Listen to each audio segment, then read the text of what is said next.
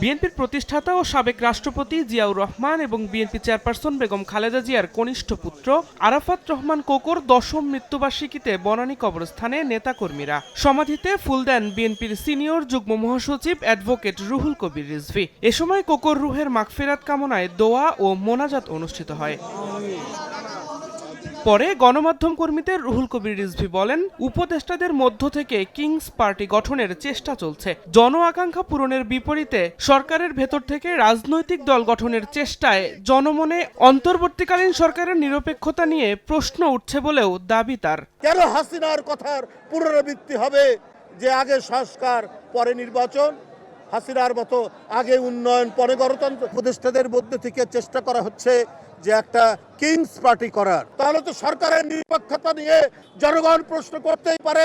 এদিন নয়াপল্টনে বিএনপির কেন্দ্রীয় কার্যালয়ে দোয়া ও আলোচনা অনুষ্ঠানে অংশ নিয়ে বিএনপির স্থায়ী কমিটির সদস্য মির্জা আব্বাস বলেন, বিএনপি নতুন করে ১/১১ পায়তারা করেনি। ওই সময় সবচেয়ে ক্ষতিগ্রস্ত হয়েছে বিএনপি নেতাকর্মীরা, যারা দলটিকে ভিন্ন শিবিরে ঠেলে দিয়ে ফায়দা হাসিলের চেষ্টা করছেন। তাদের পরিণতি ভালো হবে না বলেও হুঁশিয়ারি উচ্চারণ করেন মির্জা আব্বাস।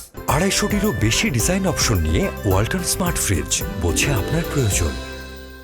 ১/১১ ভয়াবহ পরিণতি, এটা বিএনপির চাইতে কেউ বেশি ভোগ করে নাই। বিএনপিকে যারা ভিন্ন শিবিরে ঠেলে দিয়ে ফায়দা হাসিলের চেষ্টা করছেন, এটার পরিণতি কিন্তু ভালো হবে না। এদিকে ঢাকা রিপোর্টার্স ইউনিটিতে আরেক অনুষ্ঠানে বিএনপির ভাইস চেয়ারম্যান শামসুজ্জামান দুদু বলেছেন, উপদেষ্টারা বিএনপির সমালোচনা করতে গিয়ে শুধু গণতন্ত্রের বিরোধিতাই করছেন না, বরং পরোক্ষভাবে ফ্যাসিবাদকে সমর্থন করছেন।